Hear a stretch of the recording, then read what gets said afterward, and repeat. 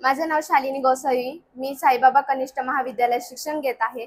मी नांदुर्ग येथे सिटी प्रवास करते। आम्हाला अहिल्याबाई होळकर बस मोफत बस आहे आमच्या कॉलेजसाठी, पण आम्हाला यायला जायला दाटीमाटी होत असते।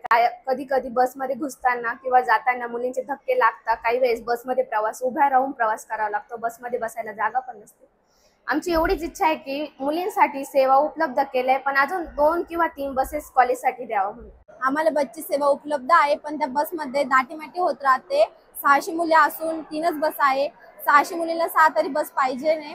आणि जायच्या वेळेस पिंपळची बसमध्ये जागा राहत नाही। मुलींचे वादविवाद होतात, भांडण होतात बसण्यावरून एकमेकींचे।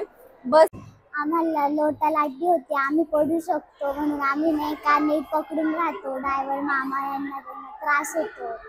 ज्या मोठ्या मुली त्या जागा धरून घेतात, आम्हाला जागा नाही देत। आम्ही त्यांना म्हणतो जागा द्या, त्या म्हणतात आम्हाला जागा नाही। बॅगीने घेत, बॅगीसाठी गर्दी होती।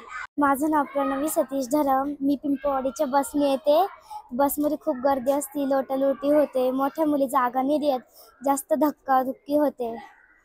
डबल बस झाल्या पाहिजे, 2 बस झाल्या पाहिजे रूटला।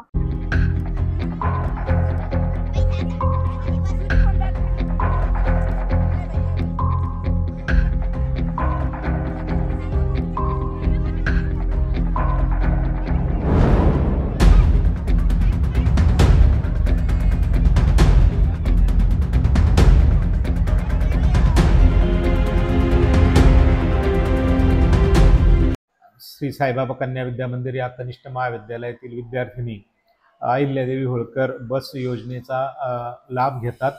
आमच्या माध्यमिक विभागातील 500 विद्यार्थिनींनी बसचा पास काढलेला आहे। त्यापैकी 400 विद्यार्थिनी बसने रोज ये जा करतात, बस सुविधेचा लाभ घेतात।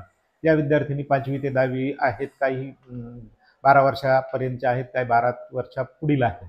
नंतर कनिष्ठ महाविद्यालयातील 11वी 12वी या वर्गातील 285 विद्यार्थिनींनी बस पास काढलेला आहे। त्यापैकी 200 विद्यार्थिनी बसने ये जा करतात आणि या योजनेचा लाभ घेतात। बस संख्येची अडचण आहे, त्याबाबत कोपरगाव आगाराशी आपण चर्चा करत आहोत। त्यांच्याशी पत्रव्यवहार केलेला आहे, त्यांनी सकारात्मक प्रतिसाद दिलेला आहे। ही कुचंबना विद्यार्थिनींची प्रवासाची थांबविण्याची त्या दोघांची शालेय प्रशासनाने आगार दोघेही प्रयत्न करीत आहे आणि येत्या काही दिवसात त्यातून मार्ग निश्चित निघेल असं आम्हाला खात्री वाटते।